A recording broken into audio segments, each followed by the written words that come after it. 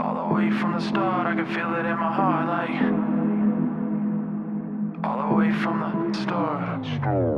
Hey, what's going on out there? I'm Sean Devine. Hope you all are doing well. Today I have a new tutorial where we're going to talk about how to get full, thick, lush hook and chorus vocals. This is by request. And so let me just play back this hook for you. And you're going to notice that there are a lot of layers and harmonies playing off of each other.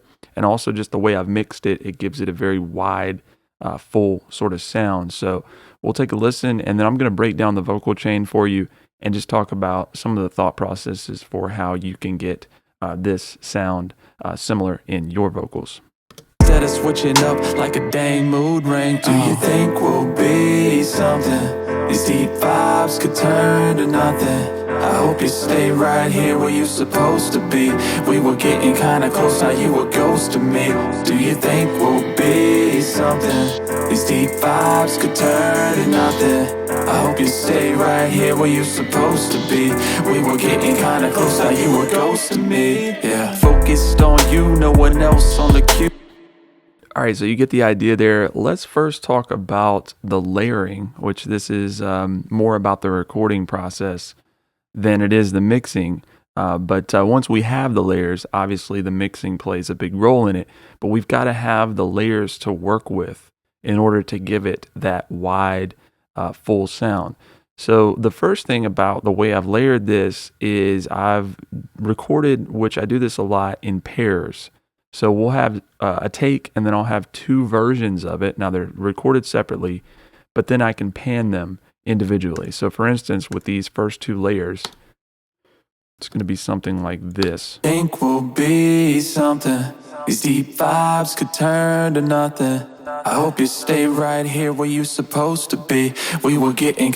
So it's the same delivery, same sort of approach, but they're recorded in two takes, and that way I can pan them, and it's going to give us a little bit wider sort of sound than just having one, take down the center. And then we have another set of pairs here that are panned more extremely left and right. Think we'll be something. These deep vibes could turn to nothing. So those are like falsettos, and I've just kind of brought those down back in the background a little bit. And then let's see what else. We've got another set of pairs over here. Think we'll be something.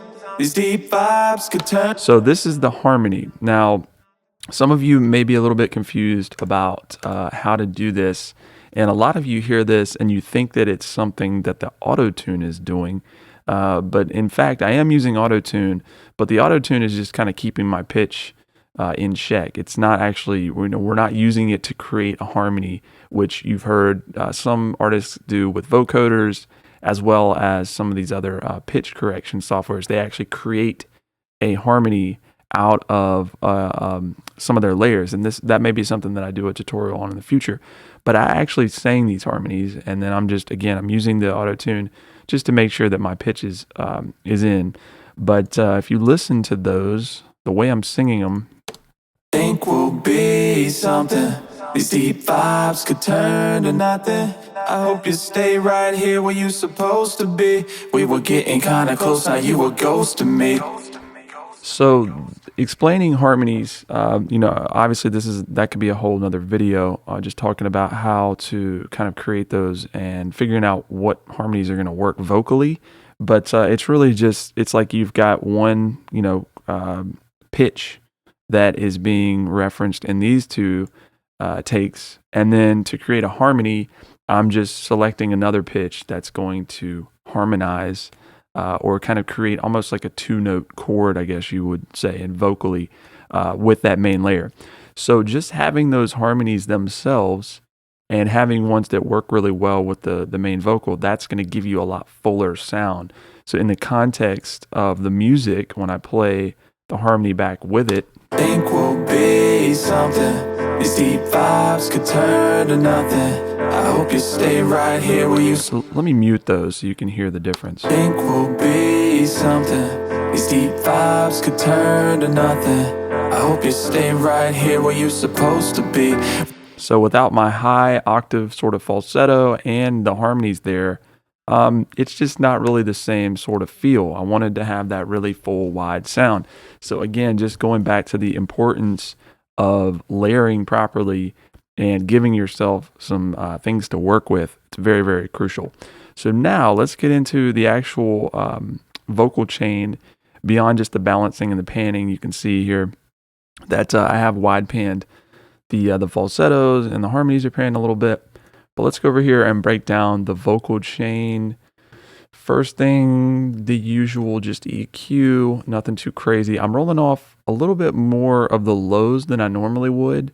And this is just really because I was recording with this mic, and it tends to pick up a little bit more of the low mids on my voice. So with a lot of different layers going to it, I just felt like I needed to take a little bit more of that off.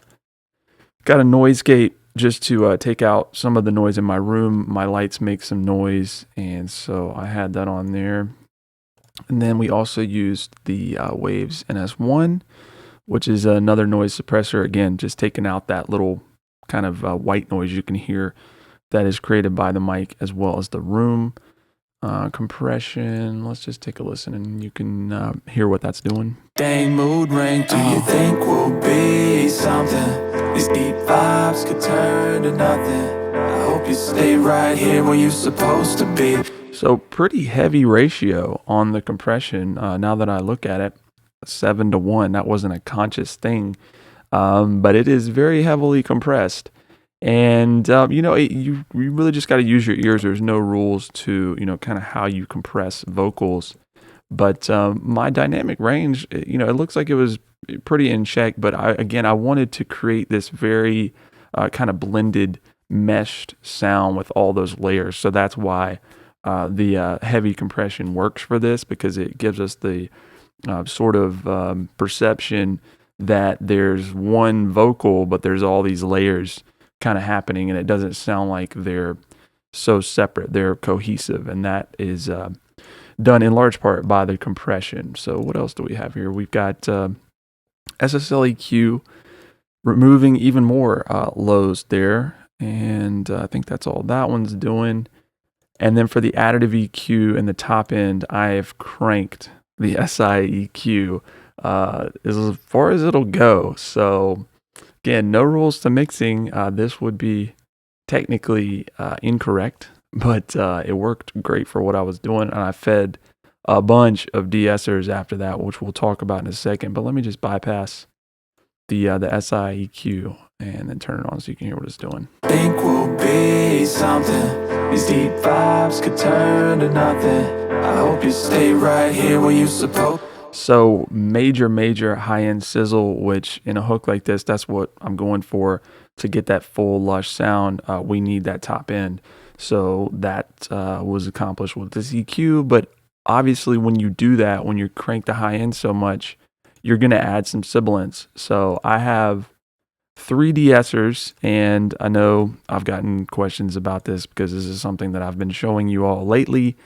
A lot of people are really confused by this. They're like, why in the world would you use 3 de-essers? And the reason is, or the philosophy is, that I'm going to use all of these not so heavily. I'm not going to overwork any particular de-esser, but I'm going to have the different de-essers work on different ranges or different problematic areas. So the Pro DS here is kind of taming things just overall. And then we have this de-esser, which is dealing with a different frequency, 4500. And then we have this other one that is dealing more with like the sh sounds. And this one's actually automated. So you can see that the threshold is, it's at 0 right now. It's because I've automated it. So then I'm feeding the Manny Merrick Triple D. This is just to kind of smooth things out. Really great utility plugin. And then I have a C4, which this is based on, or it may even be using this Pensado vocal, which is in the factory bank. It's just a really nice preset for C4. And it just gives me some control over this rather full kind of complex vocal chain with all these layers. It just gives us a more controlled sound. Think we'll be something. These deep vibes could turn to nothing. I hope you stay right here where you're supposed to be. So, I mean, that thing does a lot, really just keeps things in check. And then we're, of course, just feeding a little bit of reverb. I've got a 2.5 second reverb space here on the Valhalla. And then we have a little bit of an echo. Let's hear what that sounds like. So just giving us a little bit of stereo width there. And then I also have another tape delay that is automated just to do some throws. So like the something. Yeah, so it's just something subtle in the context of the mix with the music. Think we'll be something. These deep vibes could turn to nothing. I hope you stay right here where you're supposed to be. We were getting kinda close, now you a ghost to me. Do you think we'll... So ghost to me. That one's ringing out. That was really the main purpose for that throw, is to get that ghost last phrase. So, all right, y'all. So just a couple of overall thoughts and looking into the layering, the harmonies that I did for this particular hook, and also the vocal chain itself. And I hope that this just gives you an overall idea of what you can do to get your choruses and your hook vocals more full, more lush, more exciting, have more space and depth. It really is about, first of all, getting the right layers, and then through the mixing process, making sure that we're maximizing everything that we've recorded to give us that massive sound that we're after. If you have any questions about mixing your chorus vocals, feel free to leave a comment below. If you learned anything in the video, please like and subscribe, and we'll talk to you soon. You a ghost to me. Do you think we'll be something? These deep vibes could turn to nothing. I hope you stay right here where you're supposed to be. We were getting kinda close, now you a ghost to me. Yeah. I've been trying to find myself in all the wrong places, calling out for love to all the wrong faces. Oh yeah, what you see ain't what you get. Sometimes back in '09 left me feeling